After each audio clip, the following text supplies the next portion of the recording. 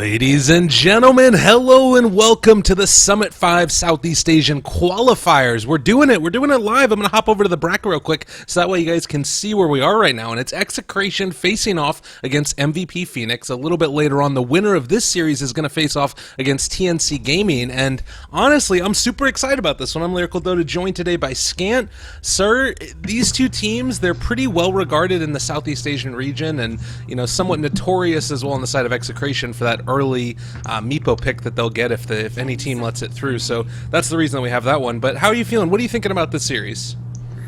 I believe that Execration have never won a full series against MVP before. I don't think I've seen one, and I did a quick check, and I was pretty sure, and I couldn't find a match that Execration have won against MVP. They've taken games off them before, but this is like in some sense, it's a difficult matchup for them. It's one that they've really struggled with in the past.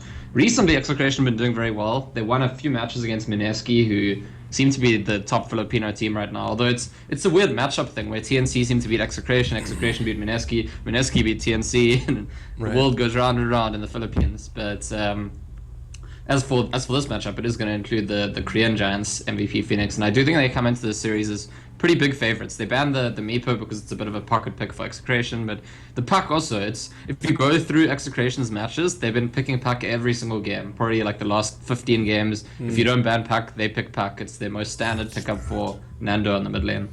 Yeah, it makes sense, and I would also say that just in general, Execration have always seemed like a team that when they look good, they look unbelievable, and they've had, I believe, this same roster for a fairly long time now, particularly thinking about that Kimo, Nando, Abed lineup. It always sort of strikes home with me as a solid core that they build around, and I'm kind of curious to see how they end up doing in this matchup. Again, like you said, MVP.Phoenix probably also just one of the more well-known teams for anybody that's not super familiar with the SCA region, but Execration have been around for forever, and it's certainly going to give them a bit of a test. And as far as the first picks that come out, Ancient Apparition, as well as the Earth Spirit Darkseer, and then into the Faceless Void, AA is kind of an interesting hero. Is it just because of like Armlet coming out that and being used more and more frequently that this is why this hero has sort of come back into a little bit more of the meta? Sure, that's definitely part of it. It's very good against the Armlet. It's also very good against the Slark, which has been popular. It's good against the Alchemist, even though that's banned. It's been popular. The Doom. There's a lot of heroes that kind of thrive on healing or regen abilities, and AA is good against all of them. So, I mean, in this game, it's also just a good combo with the Faceless Void. So there's more than enough reasons for MVP to first phase it. Yeah. Well, it's an interesting one, certainly. We don't always end up seeing it, but I sort of feel like I'm the Dos Equis guy when I say it. We don't always first pick AA, but when we do, we also are into Banned Alchemist or something. I don't know what I'm trying to do there. But yeah, the Faceless Void, also another natural combo with it. You'd plop down that Chronosphere, you AA Blast, and you just cause mayhem all over the place. The Lion and the Invoker are also going to be banned out at this phase, and it feels like both of these teams are just very heavily prioritizing the team fight, with Execration also having the Earth Spirit Darkseer combo that they're going to try and level against that safe lane. How dangerous is this combo? Is this something where you're going to see the Earth Spirit just take over that lane, or is he still going to be roaming around towards that mid a lot?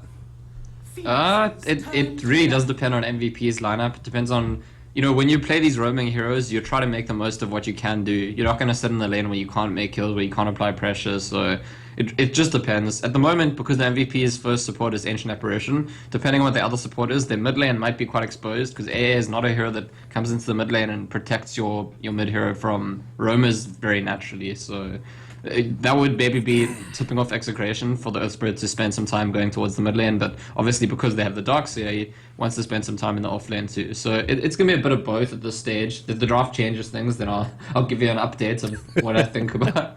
I'm not too sure. Yeah. I'm wondering. I'd seen Execration playing Tidehunter more than anything in the offlane, to be honest. Darkseer it seems new to me. It seems like I don't think this is an offlane they've been picking a lot recently.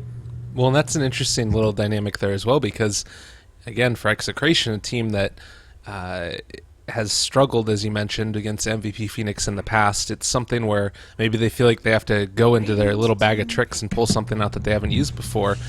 Certainly, if Execration were able to make it through and into the summit, the top four right here, I certainly don't think it's out of the question, but I do believe that Execration are probably pretty happy to be this far in the tournament, given how many other great teams are in the SAA region. But it feels like maybe they want to try and, if they get past this, build a little bit of more momentum. Again, the next game is going to be immediately following this one, so a lot of things on the line there. We also had that DP band and the Witch Doctor. Just a couple of solid supports taken out of the pool for MVP.Phoenix. Yeah, and DP is like sort of classic combo with Faceless Void since basically Faceless Void's been a pick, DP's been picked with it, especially in China and Southeast Asia. So fairly natural band there. And obviously it just fits MVP's style pretty well as well, because you can get very aggressive if you have a DP and convert into towers and push very easily. It's something that I think MVP needs to be picking more often, is having that one hero that just naturally helps them to push, because they seem so good at the early aggression, just being able to make sure you convert it into objectives. While Execration, you go back for the Lifestealer, also extremely popular in current patch. I mean, we did point out there's an Ancient Apparition, so going to weaken the Armlet, going to weaken the Feast as well, the Lifestealer, when you get that ulti onto the Lifestealer. And obviously if you use the Rage, it doesn't dispel the AA ulti, it stops it from dealing the dot damage to you for that time, but the Shatter effect is still on you, the inability to heal is still on you. Yeah. Well, it's an interesting thing for me too right now, is we're going to see the Tusk also taking and then the Disruptor. It feels like Execration are almost daring them to sort of come at me, guys. They're picking very early game-oriented heroes, and MVP.Phoenix as well. As far as the style of play, MVP.Phoenix really haven't changed that much, I'm assuming, since we saw them really do a great job at the Shanghai Major. Has there been a ton of change to their style or how they approach the game, or is it still just the sort of dual core and go ham with the fighting? Yeah, they were never like a every game dual core, but that is something that they do, and they very much are a fighting team. The one thing that's overlooked about MVP, which I always like to point out, is that it's not just about fight. The impressive thing about them is that they are a team that's, in the least cheesy way possible, I want to say, they'd never give up. Yeah. It sounds very cheesy, but it's very, for me, it's vital to the identity of MVP. This is a team that, a lot of teams, what you'll see is lose a couple of fights and suddenly they're shaken. Suddenly they're like not sure what to do, go for a desperate smoke. Or MVP, the impression I get whenever I watch them is that it doesn't really matter what happened 5 minutes ago. They're thinking, what are the merits of the upcoming fight? How do we win that? And I think that's a really important value of this MVP team, that they're forward-looking almost exclusively. They're always looking at what does it take to win that next fight, and you'll notice it because it's the team that most often, in my opinion, gets into a position where they lose 2 fights in a row really convincingly, and then suddenly win the next one because they're just not thrown by having lost those fights. They're fixated just on how to win the next one. That's it. Well, and you see right now that they've got a ton of heroes that are going to be capable of doing that. Even in the late stages, you've got, the Ancient Apparition, the ulti that we've already talked about with that Chronosphere, and then combo that together with even a Juggernaut having... I mean, Blade Fury obviously isn't going to be the greatest in a Chrono, but you do have the possibility to throw a Nomni Slash there, and, the Tusk follow-up that comes with it as well. There's just a lot of constant aggression type of heroes in this lineup, and even when Chrono's down, they've still got a pretty formidable force. On the side of Execration, likewise, a decent ability to do that as well. And, a vacuum into an Earth Spirit rolling boulder and boulder smash is more than enough to turn it around very rapidly. But the magic immunity with both of these two carries, is there one side that you feel like this favors more than the other? Or is that really not a huge concern at this point? I don't know. It's tough to say. I think that probably the Juggernaut spin might be a bit more valuable early on, but the Rage is not actually dealing with that much at this stage. It's not going to help you against the Void. It doesn't even take off the ALT. It's not going to help against the Bat that much, or the Juggernauts, and even the Tusk can Auras punch you or kind of like shards you to control you. So it's I think the Rage is not that effective in this game, which is a strange thing because it's like a super important part of the hero's toolkits, and obviously it is going to do something. It's going to help against the Napalm and the damage from the Cold Feet or the Ice Blast, but it's not going to be one of those like damn, we can't do anything about Lifestealer during rage games, and Right. that's probably a plus for MVP. Yeah, and that also going back for that Bat Rider is the last little coup de grace. But you mentioned, of course, Napalm and Flame Break and all that other shenanigans, but most importantly, Flaming Lasso, still pretty good spell. And the last pick, Wind Ranger, going to be run, I'm assuming, in that mid lane now. Kind of an interesting take on it. Again, all of these heroes, they're kind of you've got little pieces there that are combos. You've got like the vacuum into static storm with the kinetic field going on, and then Lifesteal just trying to burst through people. Like it's a couple of really strong AoE abilities there with the Earth Spirit stuff, and then also the single target damage with Lifestealer and Wind Ranger. I'm really curious to see how MVP.Phoenix approach this. I'm not really sure though. Laning stage wise, can they really kill off the Bat Rider with the Earth Spirit in the mid lane, or do you think it's going to end up being it's QO playing Jug? Yeah. Yeah, so I think it's possible for it to go either way. To be honest, I'm not sure. 5 seconds remaining. They could lane the Jug mid, or they could lane safe lane. I mean, Q and MP do switch around lanes as well as roles. And either way, with the Tusk roaming onto the mid lane, it's definitely possible to kill the Wind Ranger. I want to say that it's easier, whether it's a Bat or a Juggernaut, it's probably easier for the Tusk to roam on and kill the Wind Ranger than it is for the Earth Spirit to roam on and kill the Bat or the Jug. One of the reasons to put the Jug there would be that it's near impossible for them to kill him with a gank. Whereas the Bat, there is some possibility. But at the same time, it's, you know, when you have this game where one team is an Earth Spirit, the other team is a Tusk, and you've got this like sort of roaming into each other situation, usually teams are just kind of confident that they'll outplay the enemy. Well, and I guess that's something that probably both of these teams rely upon a lot, and it'll come down to those team fights as to who's going to be able to run away with it. And I don't know. I'm still going to reserve judgment for the moment. I tentatively, I do really like Execration's draft. I feel like if they're capable of getting out of the early stages, they've got a decent chance in this one. I just don't know if they're ever going to be safe against MVP.Phoenix's combo of the Chronosphere with the AA ulti. I feel like there's always the threat of that being an option, and I'm not really sure. It's something where you always have to play safe, and if you ever let up for one moment, it's just going to go terribly wrong. But they spot out the early ward placement, not going to end up laying it down as of yet. Tim's he just heads on back home after the rolling boulder. Nothing gained, nothing lost.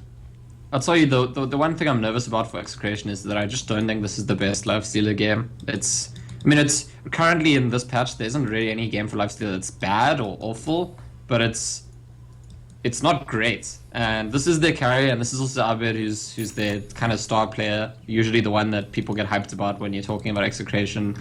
And I just think there's a lot of tools on MVP to kite this hero this game, to control him, to pick him off, and that's kind of a scary thought. Yeah, definitely. Well, we'll see if they're going to be capable of dealing with it. The Ancient Apparition, first picked. We'll see if it ends up working out for them. As far as other ways to sort of punish this, I kind of was wondering if Execration were thinking they were just going to go more aggro than MVP.Phoenix, but in his own right, I mean, Chilling Touch, it's petrifying in these early stages, and it looks like they're going to be grouping up ready for a battle. MVP.Phoenix's lineup is great at fighting level 1, and the 2 Ion Shells are now down for Execration, so they're not too bad at it either. As the shards go out, they're going to be able to block off Nando and RR for the moment. QO doing a little bit of damage and taking some in his own right. Febby is now going to get jumped on, and it looks like R is going to go down. First blood going the way of MVP, and QO dropping low. He needs to get out of there. It does look like he's going to be able to walk away from that one, and suddenly another hero down. Man, MVP, are they really going to go for this? All right, they throw out the shards. Why not? Kimmo just going to get ran down, and they find the kill. They do a lot of damage here, and MP, he's going to end up going down as well. Wind Ranger now trying to chase down Febby. If she could get a kill right here, this would be a really big boon for their team. Misses uphill once, but a double for her is going to ensure it. And meanwhile, on the other side, Juggernaut ends up denying himself to Roche to get back to the battle quicker. But man, 5 kills, 30 seconds, not bad. Yeah, and maybe a mistake by MVP because they were 2 for 0 and probably would have stayed 2 for 0 if they don't go for the 3rd kill. And they trade 2 kills back, trying to get that 3rd kill. But it's still a win for them for sure. They still get the first blood, they still get more kills. And yep, going back to the lanes now, we're going to see where the Earth Spirit's going to go. At the moment he is lingering around that mid phase, so not really toward the top lane, which means that MVP got a good start in their safe lane. Tusk denies himself to Roshan as well.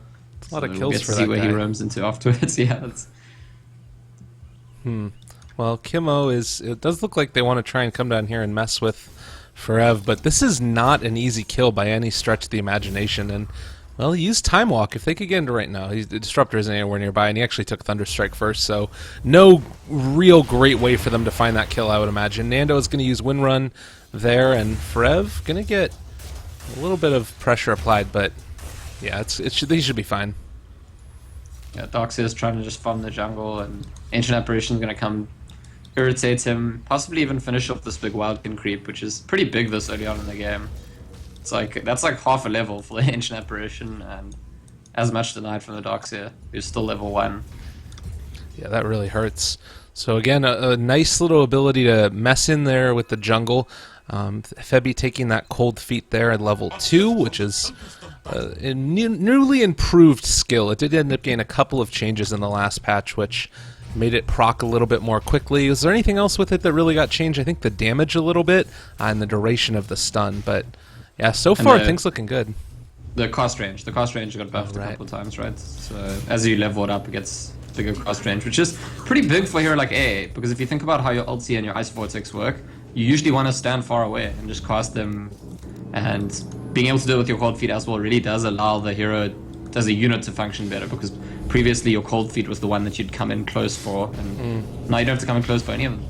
Yeah, sometimes I remember we wouldn't even see it leveled in professional games. They would just stick straight for the Ice Vortex and then end up going back afterwards for, you know, more points and stats to say survivable, but now a very effective skill, and it's always been nice to have it as part of a combo too. I guess the only thing that I could really think about would be like a Tusk Snowball being able to combo together with it. Forev again in the bottom lane is just going to get sort of given the ring around. They do have Glimpse at this point, but like, it's just such a difficult hero, and I don't know. I'm wondering what this Earth Spirit's plan is. Yeah, they definitely were hoping to pressure this Void, but because of the way the game started, they took so long to get there. The Disruptor couldn't have Glimpse yet, and you know, if you zone the Void, the Disruptor's Thunderstrike is pretty good at zoning the level 1 Void as well, because he can only dodge 1 instance of damage.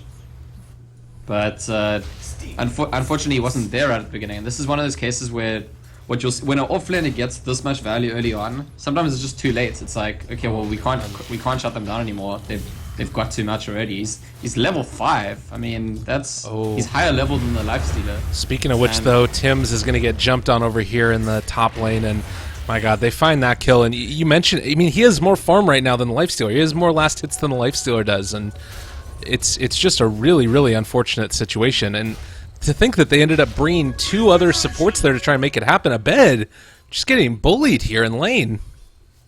Yeah, Void is a really difficult hero to deal with in the offlane, and you usually need to, I mean, this is the point, it's the timing. Like, yeah, sure, they brought the 2 supports, but they brought them too late. The Void was already like level 2.5, and at that point, you don't have the potential to just zone out of the lane with a Disruptor to get ahead, to get like level 2 Disruptor while Void's still level 1. And that's kind of what you want. To deal with the Void in a situation, they wanted the Disruptor to be level 2 and the Void was level 1, and then they'd have a pretty good recipe for controlling him. God, and you see right here, QO in the safe lane just comes in, takes down the tower, and does a little moonwalk back to lane. He is so freaking farmed. And it does look also like the Batrider is going to be building into just getting these creep camps finished off with 18 so far last hits. The Wind Ranger's still doing very well in her own lane, so level 6 and doing a decent job. What's the play at this point for Execration? Do they need to try and move in and find kills, or just sort of farm up the rest of their items? What's the read? I mean, I guess to panic right now and be like, oh damn, we're pretty far behind in the lane stage, that would probably be bad. But at the same time, yeah, I don't know. I think at this stage, you still just like sit on the lanes, farm a little bit, look for a potential play to make. But you're right, like as the lane stage breaks down in the next couple of minutes, it's gonna be more and more apparent that there's quite a lot of pressure on Execration, that MVP are starting to get a lead, and I think that by the time Batrider gets to blink, the game's gonna become extremely difficult for Execration, so that's a timing they need to be aware of. And I don't know, they could still hope to pull off a nice smoke gank or rotation at some point here, or punish a mistake that's made by MVP. I do know, by the way, you were mentioning that Execration haven't changed their roster that much recently. I do know that they did get a new offlane a month or 2 ago. So But I was going to talk about that, but actually there's going to be a glimpse back on the Faceless Void who has to use his Chronosphere in the bot lane to survive, but survive he does. I just wanted to say it's, I don't know, maybe worth pointing out. I wasn't that familiar with the old offlaner either, though, so I don't really have commentary on like how it's changed the way they draft or deal with the offlane. Okay. Well, and I will also mention real quickly, as we're looking at these levels, this is very rapidly going to be a problem. You've got 3 heroes with level 6 already, and Ancient Apparition is about to have level 6 in just 1 level. They do end up pushing back Forev for the moment, and also Silence is available, but he does have Time Walk back, should be able to get out of here and take away a lot of this damage, and he just walks right by this Earth Spirit. I don't think that they can actually find this kill, maybe with the kinetic field, but he gets on the outside of it, and he's going to be fine. They're going to rotate in the QO Durgan pretty nicely played. He ends up going for the Blade Fury, cancels off the Glimpse, and just giving him a little bit of a zoning, but back mid lane, this is going to end up being a kill, possibly. Nando takes down the Tusk, but I think that she is still going to fall. The right clicks are going to be there, and yeah, Chilling Touch in combination with all of that damage coming out, and they find the kill. Yeah, so I think what we're seeing here, Forev almost goes down. Actually, maybe going to be chased under the tower, in fact, and nope, turning around, how bad it is. What we're seeing here in the early game is that, and this is actually extremely common in the current meta because so many teams are like this, but when you have 2 teams playing against each other and they're both used to being the aggressor, and one team gets a big advantage early on, the other team is often in an awkward spot. Execration is not a team that's used to being pressured this early. They're used to dishing out that pressure. Oh my god. QO running down Nando. Didn't quite have enough mana for the ulti. Yeah, and you can see just how aggressive it is that MVP are being. They have no fear in any of these lanes. They feel like they're constantly able to move around and make fights happen. Again, level 6 on even their support Ancient Apparition at 8 minutes into this game. This has just gone absolutely fabulous for them. And now you're seeing Lifestealer having to just sort of take over the Satyr Tormentor and do whatever is possible. But it's a really difficult game for them at this point. Yeah, and it's yeah, again, it goes back to the fact that the Void got a lot more than the Darkseer in the off lane, and that's partially based on how the laning stage started, based on like which heroes had died in that early fight. It's also, I want to say, it does feel like the Darkseer was a little bit less confident in when he started getting zoned, how to approach the lane, and you know, gets shoved off his neutrals as well. And bot lane, this is a Chronosphere onto the Lifestealer. And it's a big kill if they get it. Oh, Snowball goes through. They did end up being able to level that stun, but the A-Blast actually ends up missing. Doesn't matter. They still take him down. You mentioned it. Huge kill, and now Tim's getting ran down. Oh, God, that time dilation just destroys Earth Spirit. A really, really good counter to him. Yeah, so a good fight there, a good little gank for mid lane. I think Febby could be in trouble, but no, it's the baits. His MP's got a blink dagger, and Nando, you are gonna die. Oh, they tried to kill off Febby, but they weren't able to find it, and unfortunately, this is just going from bad to worse every step of the way for Execration. I mean, we looked at the net worth graph at just about 5 minutes in, it was 2,000. Now it's up to 7,500 with around the same amount of experience lead. MVP are just running all over them. They are not quite going to be able to hit the other A-Blast. They probably would have dove for it had they been able to make that one work, but well, I guess Forev is just going to right-click Kimmo. He ends up having to go for the time walk away, and well, that being said, with MP here, they can maybe go in again. He doesn't have rage for another couple seconds now. They're not going to be able to kill him. Yeah, and MVP, you know, I was talking about if they pick a dedicated pusher, they didn't really. Juggernaut's decent at pushing, but they've been so diligent so far in this game. Forev still being chased. I think he'll have a time walk here. Time walk back, still very low. They're trying to kill him. The stun goes through, but MP actually maybe a little bit too big for his britches. He goes down as well. The A-Blast going to come in, hit onto 2. This could be huge. They end up killing them both off, and now a bed going to get ran down, trying to turn him back around. Really good play there with the Snowball being able to pull him back, and Nando does not quite hit the shackle onto both of the heroes, gets the crit from the Jug, and I think that they need to back out at this stage. A little bit too scary. Nicely done. Have you seen Cure use Omni Slash this game? I feel like every time I see him, he's spinning and then he doesn't have mana to Omni Slash, and it's always ready, but he can't use it. Yeah. There's been a few times where he could get a kill if he had the mana for it. I think it's just this build that he's going. You look at it, it's no stats, basically. He's got Phase Boots, Perseverance, Magic Stick, and he's going straight into that Battle Fury. So it's really not a situation where he has a whole lot of mana to spare. They actually smoke up as QO and Forever, still hitting creeps in lane, but I don't know if Execration are going to respond to this. Radiant's bottom Yeah, if they were tower watching, is they under definitely would have attack. seen that smoke. Dire's middle They all tower grouped up as is 5, under more or less, right now, Execration.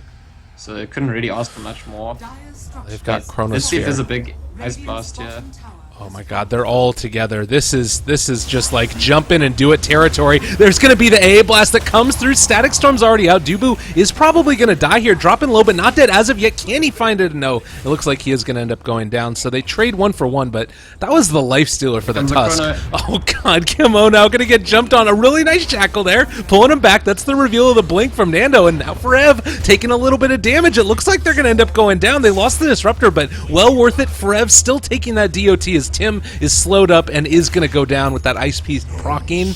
And I think that might be about just it, as the Time Walk heals Forev back up alive on 50 HP. Yeah, so the concerning thing in this game for Execration is that this was already not a great game for Lifestealer, even if he starts ahead. And Lifestealers are... Usually this is a hero that just always gets ahead from the lane stage. It has such an easy time of being ahead, and it's behind here. So it's going to be a very difficult game for Abed. I think that Nando is going to be responsible for making a lot of space. He's going to have to keep landing these shackles with this early blink dagger, keep making the plays and setting up kills for them, because Lifesteal is not the terrifying presence that you expect it to be usually. Firstly, because of the heroes it's against, but secondly, because it's actually behind in the farm this time. I mean, I'm also looking at this point at the Ancient Apparitions farm. He was just a couple of seconds ago ahead of the Wind Ranger. He's got his Hand of Midas, a Buckler, Arcane Boots. He is so stacked up. 8-1 on an Ancient Apparition at 13 minutes into the game. Febi has just had so much impact in this game, and I think he's going to continue to do that, as it looks like he's probably going to end up building into the mechanism for his team on top of having, just this ridiculous amount of farm. And the funny thing is, this is not like a game where he's had a perfect game, right? There were 2 ice blasts that completely missed everyone, and one of them was like he literally just pressed the hotkey too soon. Yeah. But he's still done well enough. The picks worked for them because of the style of play, and I think that's maybe an intelligent. We're talking about the heroes it counters, but it's also just if both teams are gonna be fighting non-stop. Ancient Apparition is a pretty good pick as long as all your other heroes are fighting heroes, and that's what they have here on MVP. Oh, and now Nando has the Life Stealer inside of him, but this could be a scary motion on... Oh, they didn't hit the shackle. Dubu is going to be able to catch them, and now a lot of trouble. Well, Static Storm is there, and it looks like Abed is still alive for the moment. The glimpse back, and it looks like this might end up going terribly for Execration. Aura gets caught with the AA ulti, and my god, they just have too much right here. Kimo is going to get ran down. 4 are dead. Oh, no. Yeah, Execration had a window to get something done in that fight while they had the Static Storm down, while they had initiated, and while the Void didn't have Chrono yet because there were a few seconds left on it when the fight started. But they don't really get anything done in that window. They kill a Tusk, so what? That's his job. It's like part of the Tusk 0-4-14, exactly where he wants to be. He has the most assists, the least kills, and the most deaths on his team. That's pretty much his job description this game. Absolutely, and it's gone great for him. 14 assists out of the 17 kills. That is pretty absurd. He's had a couple of big snowball saves either for himself or his team as well, and now you're seeing MVP. They're just going straight into Roshan. Everything that they could possibly want. Oh, they might be able to kill off Nando here. They've got the AA blast coming in. If they manage to hit this one, oh, he's just outside of range. Well, they found the courier, but I think that... So this is... Roshan has conventionally the traders rush for the tier 1 or the tier 2 in the safe lane, and this tower's not going to die. In fact, they actually are maybe still going to kill the Wind Ranger, even with that Ice Blast not hitting. Void doesn't have a Chronosphere, so Wind Ranger could try run back, and she doesn't have a TP just yet. So her teammates are all coming in, actually, so maybe it's MVP that needs to be a bit careful here. They haven't spotted it, they didn't have vision on it, but...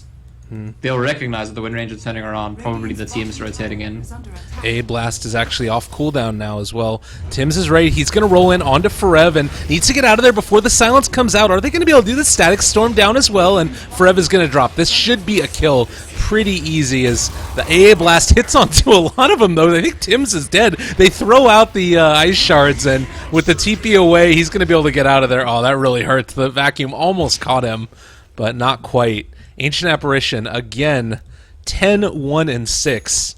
It's just a monster, this game. Yeah, really doing a lot of work, and it's a smart play there by Kyo to cancel his TP because he probably was gonna die if he finish the TP, and impressive on that base that they still get a kill. But Batrider on the way out captures the Darkseer. This is for sure going to be a dead Darkseer. Oh my god. I mean, we haven't even talked about QO in this game really almost at all. 137 last hits. He's 3-1-3. Battle Fury, Yasha, Phase Boots, and 1,800 golds at 16 minutes. He's just incredibly farmed already. I mean, 600 GPM at 16 minutes is ridiculous. You usually scale up over time. He's more farmed than the hero that has 10 kills and 6 assists in 16 minutes. Oh, Nando also bottom lane. This is going to be another one going their way. I believe he's fairly low. Get the shackle off. Is he going to end up popping to this? It's a level 2 ulti dropping very low, and it does look like he's barely going to survive it. So pretty close to going down, but they weren't able to find it. Radiant's top tower is under attack. Yeah, I mean, and this is like I was saying before, this is the player that really has to make the plays for them. He's making decent time and getting towards his Aghanim Scepter on top of that Blink Dagger, and that's what we keep having to look out for. Are there big shackles that are winning the fights? Are there big Focus 5 pickoffs that are winning the small skirmishes and giving them space? Because there's no one else really in a position to make that space right now for Execration. Oh my god, QO just jumps in, and the Lifestealer is able to get inside one of the creeps, so they're fine for the moment, but this is still going to end up being a pretty quick and easy kill as well. Armlet toggling also, but he ends up going down. Static Storm hits onto 2, but there's the A Blast, connects onto him as well, and RR dropping low, not dead as of yet. It looks like he's going to be able to survive. They did end up losing the Jug, but obviously Aegis brings him right back. They only ended up losing the Tusk out of that entire engagement. Nando went for the win run. Now the Blade Fury, they're going to run her down. I don't know if she's actually going to be able to get out of here as the Flame Break doesn't end up connecting, but look at the damage! It's absolutely absurd. 4 dead again. MVP.Phoenix are just... I mean, I don't think that there's a great response at this point. They're just getting rolled over with the net worth advantage. Yeah, I mean, the one positive thing I'll say in favor of Execration is something similar I was saying about MVP in the draft. They haven't given up. they've kept trying to fight and fight and fight, but they just keep losing. Yeah. And it's not, I mean, there's no sign in sight of things getting better outside of, like, that's what I was talking about, like a really nice shackle combo with vacuum and wall, something like that. But you really need a big outplay, a big fight, and at this point, not Febby as Guardian Greaves, that becomes a near impossibility. While Abed is gonna die again. Oh, yeah. The plays. He jumps in and gets the Blade Fury off also, which does that extra bonus damage inside of the Chronosphere. And now, a nice shackle gonna maybe bring him down. QO is dropping low, but they just don't have enough damage. And gonna pull back Nando. Forev hitting them. No crits as of yet, and there it is. QO jumps in and finds the kill. Flame Break pushing on back that Darkseer. And RR, they get a really nice Static Storm, and this might be enough with the DOT coming out from that Earth Spirit. They are going to be able to find the kill, at least onto the Batrider. Forev still alive. Guardian Greaves and the Snowball save, but this is going to make them go further forward. The jump back with the Time Walk. Forev is going to live, because guess what? They've also got the Healing Ward. Oh my god, is he going to kill him? Just one more for good measure. Get out of here. This game is more or less done and dusted. This game was going to be very difficult for Execration, even if they had a good start, because it's a poor game for Lifestealer. And they had a really bad start, and the game hasn't gotten any better for them. It's just kind of continued on the same spiraling out of control path in favor of MVP. And at this point, it's about punishing mistakes. If you're Execration, it's about hoping there's mistakes and being able to punish them when they do happen. Oh, really good reaction right there by QO as well. He saw Nando blink forward. He blinked back and was able to Blade Fury away the shackle. So really, really solid play all around by MVP as QO did not get caught with that one. And they can just think about jumping in again. The Tier 3 tower is almost dead. Again, at the 20-minute mark, and I'm not really sure what you do at this point. Ancient Apparition is about to be halfway to an Aghanim Scepter on top of the Guardian Greaves that he already has. By the way, level 14 on this guy. So level 3 ulti is going to be online. I mean, alright, there's the pullback. Nando dropping low. They end up getting the Omni Slash, and he's just dead. Meanwhile, the jump forward Chronosphere connects onto 2 and the AA Blast. This is going to be more than enough as they find the kill. RR goes down. 30-10, a really nice combo coming together for Tims, but I don't know if it's going to be enough. Abed is here as well. Walrus Punch comes in. That's going to finish him off, as it looks like Tims, even though he had a nice combo, is not going to be able to kill them off. Good game, well played, ends up getting called. Yep, 20-minute win for MVP, and this is really Execration had a draft that wanted to be proactive and aggressive, and where they're the victims of the proactive aggression early on, it's you could just see the team's not comfortable playing from behind. The draft is certainly not comfortable playing from behind. And as I said before, this is not a game where Lifestealer comes out and joins the fights and suddenly there's this thing you can't deal with. It's very, very easy for MVP to deal with the Lifestealer here. So, yep, done and dusted. Very quick win for MVP, and Execration will have to pick themselves up if they want to compete in the next game. Absolutely. Well, stick around, everybody. Again, Lyrical, Dota, as well as Scant, your two casters here. The Summit 5 Southeast Asian qualifiers. MVP.Phoenix facing off against Execration. We're going to see if they can come out a little bit stronger in the second set of games, but stick around. We'll be right back.